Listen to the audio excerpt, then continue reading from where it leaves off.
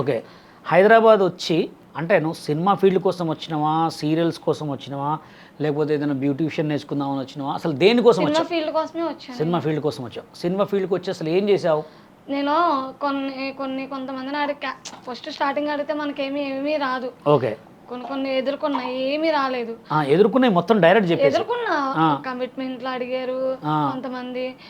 నీకేం టాలెంట్ ఉంది, నువ్వెందుకు నిన్ను తీసుకోరు అని కూడా అన్నారు. శ్రీకాంత్ రెడ్డి దాంట్లో ఒక వీడియో తీసా, ఫ్రాంక్ వీడియో. ఓకే. అది చాలా బాగా వెళ్ళింది జనాల్లోకి. యూట్యూబ్ ఛానల్ శ్రీకాంత్ రెడ్డిలో ఫ్రాంక్ వీడియో చేసినావు. ఒక వీడియో ఫస్ట్ అవకాశం అది. అవకాశం నాకు అది ఒక్కటే.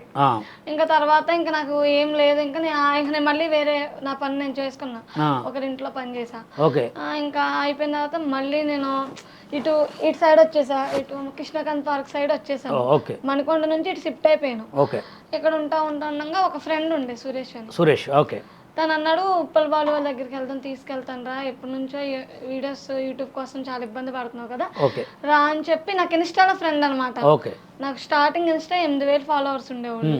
ఆ ఇన్స్టా ఫ్రెండ్ కాస్త ఏం చేశాడు, ఉప్పల్ బాలు సత్య దగ్గర తీసుకెళ్ళి, ఆ సత్య దగ్గరికి వెళ్ళిన తర్వాత ఆ తెల్లారే విద్యు దాంట్లో నాకు భయం పడుతుంది.